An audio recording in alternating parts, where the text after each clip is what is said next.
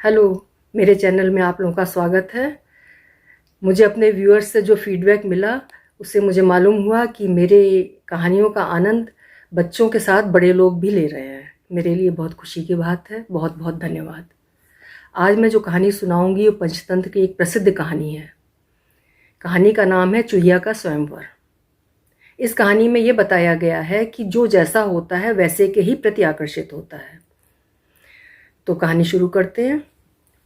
गंगा नदी के किनारे एक तपस्वियों का आश्रम था। वहाँ मुनि याज्ञवल्क्य रहा करते थे।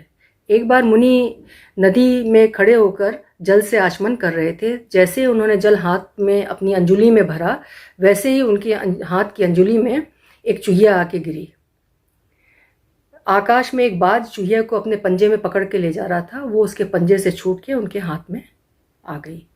उन्होंने एक पीपल के पत्ते पर उस चूहिया को उठा के रख दिया और स्वयं पहले गंगा नदी में गंगा जल से स्नान किया।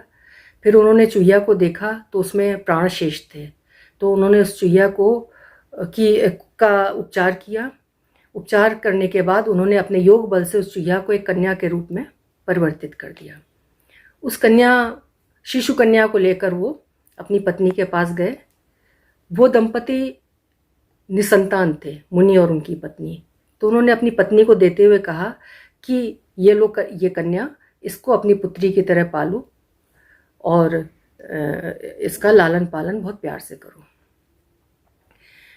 मुनि और उनकी पत्नी ने अपनी पुत्री का पालन पोषण किया। धीरे धीरे वो बड़ी होती गई।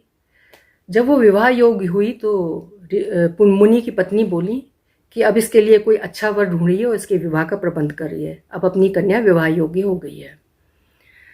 तो मुनि बोले कि ठीक है, मैं अच्छे वर को किसी को बुलाता हूँ और अपनी पुत्री को से पूछता हूँ, अगर वो उसको पसंद होगा तो उसका विवाह उससे कर देंगे। तो उन्होंने सूर्यदेव का आवाहन किया और सूर्यदेव से कहा, कृपया आप आइए मेरे आश्रम में और मेरी पुत्री अगर आपसे विवाह करने को राजी होगी तो मैं अपनी पुत्री का विवाह आपसे करूँगा। सूर्यदेव आए युवक के रूप में। मुनि ने अपनी पुत्री को बुलाया और पुत्री से कहा कि यदि तुम्हें, ये सूर्यदेव हैं, त्रिलोक में ये अपना उजाला फैलाते हैं, तो अगर ये तुम्हें पसंद हो तो तुम बताओ, हम तुम्हारा विवाह इनसे कर देंगे। तो मुनि कन्या ने सूर्यदेव को देखा। देख के बोली कि कोई इससे अच्छा वर बुलाइए, इनमें तो बहुत ही आँच है, बहुत ही तेज है, बहुत ही गर्मी है, इनके साथ मैं जीवन नहीं गुजार सकती हूँ। तो मुनि ने पूछा, हे सूर्यदेव, आप बताइए, आपसे बलशाली, आपसे योग्य कौन है? तो सूर्यदेव बोले, मुझसे बलशाली, मुझसे योग्य बादल हैं, मेघ हैं, जो अगर आ जाते हैं तो मेरे प्रकाश को आच्छादित कर देते हैं। तो मुनि ने मेघ को बुलाया, मेघ और बादलों को बुलाया और बादल से कहा कि हे मेघ महाराज, आप आइए, मेरी कन्या का स्वयंवर है। वो आए। मुनि ने अपनी कन्या से पूछा कि बताओ, ये मेघ तुम्हें अगर पसंद हो तो मैं तुम्हारा विवाह इससे करा दूं। मुनि कन्या ने मेघ को देखा और देख के बोली, ये तो बहुत ही काले हैं, मैं इनसे विवाह नहीं कर सकती, आप कोई इनसे अच्छा वर बुलाइए।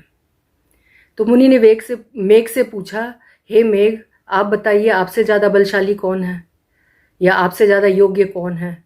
तो मेघ बोले, हमसे ज़्यादा बलशाली, हमसे ज़्यादा योग्य वायु हैं, जो हमें भी उड़ा ले जाते हैं। तो मुनि ने वायुदेव का स्मरण किया और उन्हें बुलाया अपने आश्रम में। वायुदेव आए तो मुनि ने अपने कन्या को बुलाया और कहा, देखो ये वायुदेव हैं, हमारी नज़र में बहुत ही योग्य वर हैं, क्या हम तुम्हारा विवाह इनसे कर सकते हैं? तो मुनि कन्या ने वायुदेव को देखा, फिर बोली, ये तो बहुत ही चंचल प्रवृत्ति के हैं, मैं इनसे विवाह नहीं कर सकती, आप कोई इनसे अच्छा वर बुलाइए। अब मुनि ने वायु से पूछा, आप बताइए, आपसे ज़्यादा मजबूत, आपसे ज़्यादा बलशाली कौन है? तो वायुदेव बोले, मुझसे ज़्यादा बलशाली पर्वत देव हैं, जो कि मेरे वेग को भी रोक लेते हैं और मैं उनका कुछ नहीं बिगाड़ पाता हूँ, तो आप पर्वत देव को बुलाइए। तो अब मुनि ने पर्वत देव का आह्वान किया, पर्वत देव को बुलाया। पर्वत देव आए। मुनि ने फिर अपनी पुत्री को बुलाया, देखो ये पर्वत देव हैं, क्या तुम इनको अपने विवाह योग्य समझती हो? तो मुनि कन्या ने उनको देखा, फिर बोली ये तो बहुत ही कठोर और गंभीर प्रवृत्ति के लग रहे हैं, इनके साथ मैं जीवन नहीं गुजार सकती, आप इनसे किसी अच्छे वर को बुलाइए। मुनि फिर पर्वत देव से बोले, बताइए देव, आपसे बलशाली कौन है, आपसे योग्य कौन है? पर्वत देव सोचते रहे, फिर बोले कि मुझसे बलशाली तो मूषक राज हैं, जो मेरे जड़ में में भी अपना बिल बना लेते हैं, मुझे काट कर अपना बिल बना लेते हैं। तो आप उन्हें बुलाइए, हो सकता है आपकी पुत्री को वो अच्छे लगें। तो मुनि ने मूषक राज को बुलाया। मूषक राज आए। मुनि ने अपनी कन्या को बुलाया कि देखो मूषक राज आए हैं, इनको देखो, अगर तुम्हें विवाह के लिए पसंद हो। जब मुनि कन्या ने मूषक राज को देखा तो उसे एक विलक्षण अपनेपन का एहसास हुआ और उनको देखते ही वो उनके ऊपर मुग्ध हो गई। वो नजरें उठाकर अपने पिता से बोली, हे तात, मुझे इनसे एक विशेष अपनापन महसूस हो रहा है, आप मुझे एक मूषिका बनाकर, मतलब एक चूहिया बनाकर मेरा विवाह इनसे करा दें, मैं इनके साथ सुखपूर्वक जीवन बिताऊंगी। मुनि ने अपने योग बल से उस कन्या को पुनः चूहिया बना दिया और मूषक राज से उसका विवाह कर दिया और दोनों सुख से रहने लगे। कहानी यहीं ख़त्म होती है। अगर कहानी आपको पसंद आई हो तो प्लीज़ लाइक करिए, सब्सक्राइब करिए और शेयर करिए। Thank you.